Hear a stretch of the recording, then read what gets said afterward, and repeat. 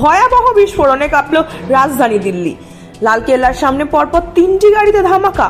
সোমবার সন্ধ্যে প্রায় 6:55 লালকেল্লা মেট্রোর 1 নম্বর গেটের পার্কিং এ দাঁড়িয়ে থাকা 3টি গাড়িতে বিস্ফোরণের খবর পাওয়া যায়। তারপরই সেখানে ছড়িয়ে পড়ে আগুন। মেট্রোর সামনেই ছিল জৈন মন্দির এবং উমাশঙ্কর মন্দির। সন্ধ্যায় সেখানে বহু মানুষ এসেছিলেন। শুধু তাই নয়, ব্যস্ত সময় মেট্রোর গেটের কাছেও বহু মানুষ ছিলেন। বিস্ফোরণের পরই হুড়োহুড়ি পড়ে যায়। সঙ্গে সঙ্গে ঘটনাস্থলে পাঠানো হয় 7টি দমকল ইঞ্জিন এবং 15টি ক্যাট অ্যাম্বুলেন্স। দ্রুত অভিযান চালিয়ে আগুন নিয়ন্ত্রণে আনতে সক্ষম হন দমকল কর্মীরা। বিস্ফোরণের অভিঘাতে প্রাণ যায় অনেকের, আহত বহু। সোমবারই হরিয়ানার ফরিদাবাদে উদ্ধার হয়েছে বিপুল পরিমাণ বিস্ফোরক। তারপরই রাজধানী দিল্লিতে এই ভয়াবহ বিস্ফোরণের ঘটনা।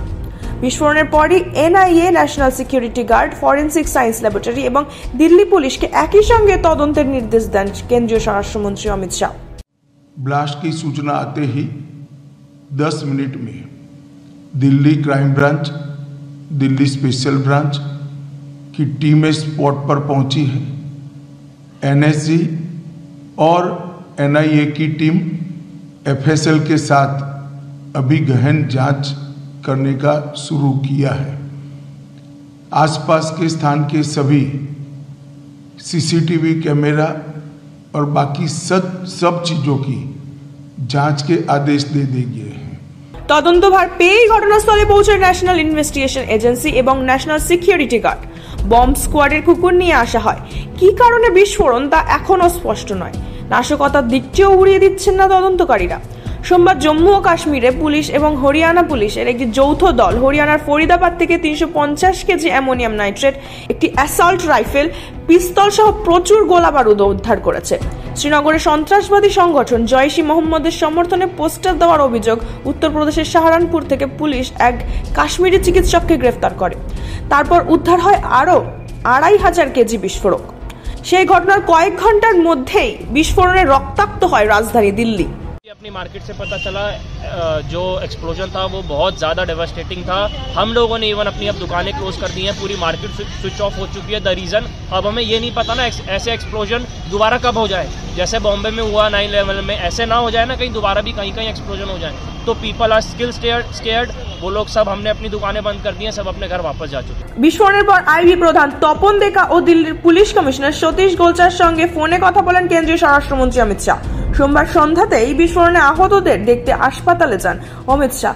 চিকিৎসকদের সঙ্গে কথা বলেন, পৌঁছে যান ঘটনাস্থলেও, খতিয়ে দেখেন পরিস্থিতি। শাহ সাফ জানিয়ে দিয়েছেন, আশেপাশে সিসিটিভি ফুটেজ খতিয়ে দেখা হচ্ছে, সব রকম সম্ভাবনা খতিয়ে দেখা হচ্ছে। সব সম্ভাবনা খতিয়ে দেখার পরই যা সামনে আসবে তা সাধারণ মানুষকে জানানো হবে। मेरी सीपी दिल्ली से भी बात हुई है, स्पेशल ब्रांच के इंचार्ज से भी बात हुई है।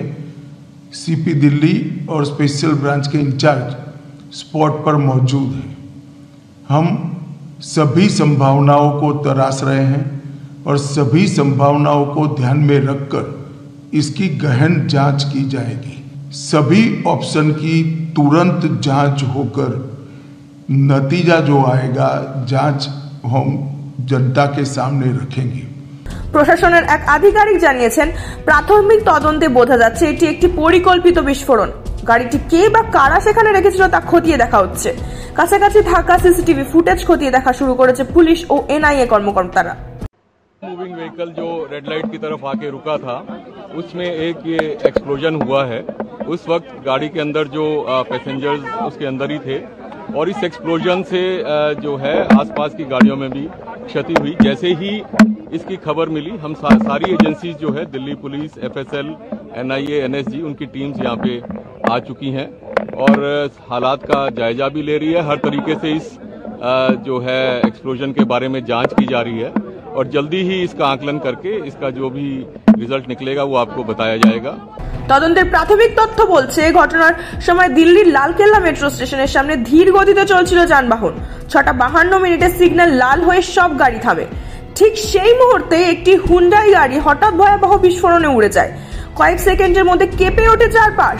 তদন্তকারীরা জানিয়েছেন, মৃতদের শরীরে শার্প নেল বা স্প্লিন্টার ইনজুরির কোনো চিহ্ন নেই। মৃত্যুর কারণ দগ্ধ হওয়া। ফলে বিস্ফোরণের প্রকৃতি নিয়ে এখনো ধোঁয়াশা রয়ে গেছে। এটি সিএনজি বা ফুয়েল ট্যাঙ্কের বিস্ফোরণ কিনা নাকি অন্য কিছু তা খতিয়ে দেখা হচ্ছে। পুলিশের দাবি, এটি সাম্প্রতিক কালের সবচেয়ে বড় বিস্ফোরক উদ্ধারের ঘটনা। দিল্লিতে ভয়াবহ বিস্ফোরণের পরই কেন্দ্রীয় স্বরাষ্ট্রমন্ত্রী অমিত শাহের সঙ্গে কথা বলেন প্রধানমন্ত্রী নরেন্দ্র মোদী। এক্স হ্যান্ডেলে তিনি মৃতদের পরিজনদের প্রতি দুঃখ প্রকাশ করেন। প্রধানমন্ত্রী জানান, গোটা পরিস্থিতি খতিয়ে দেখা হচ্ছে। লালকেল্লা ভারতের অন্যতম প্রতীক, সেখান থেকে স্বাধীনতা দিবসে প্রধানমন্ত্রী ভাষণ দেন। সেই জায়গার কাছে বিস্ফোরণের ঘটনায় আতঙ্ক ছড়িয়েছে দেশের নানা প্রান্তে।